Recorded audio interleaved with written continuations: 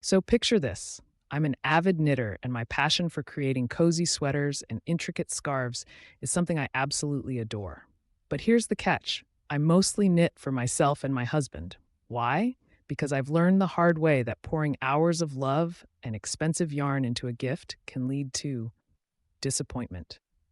It's heartbreaking to see something you crafted with care tossed aside or treated poorly. Now, I thought I'd found the perfect balance until one day my mother in law decided to throw a curveball my way. She sauntered into my home with that familiar glint in her eye and said, "I have a challenge for you, if you're up to it." A challenge? My interest was piqued, but also skeptical. She pulled out her phone and showed me a picture of a stunning Sophie scarf that she wanted me to knit for her.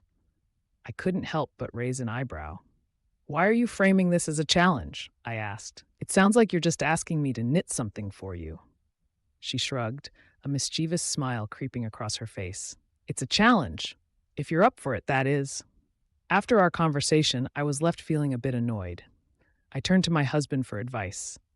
"Just tell her no," he suggested. But I wanted to be fair. After all, knitting is a huge part of my life, and it felt wrong to dismiss her request outright. So, I met her halfway. I asked for a picture of the dress she wanted the scarf to match. Then I headed to my favorite yarn store, rummaged through the aisles, and picked out a beautiful color. I even grabbed a pair of needles from my own stash. But here's the kicker. I also picked up a Learn to Knit book.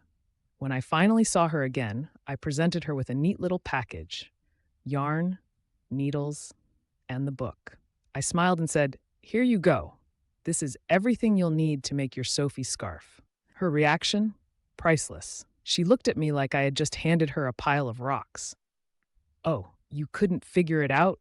she said in that pitying tone, and my heart sank a little. "Nope," I replied, trying to keep my cool. "I figured it would be better for you to learn how to knit. You'd get to challenge yourself." She frowned, clearly not impressed, and set the yarn aside as if it were garbage. I could feel the tension in the air, but I just smiled and walked away, feeling satisfied that I had at least tried to encourage her. But it didn't stop there. Later, she went to my husband, voicing her complaints.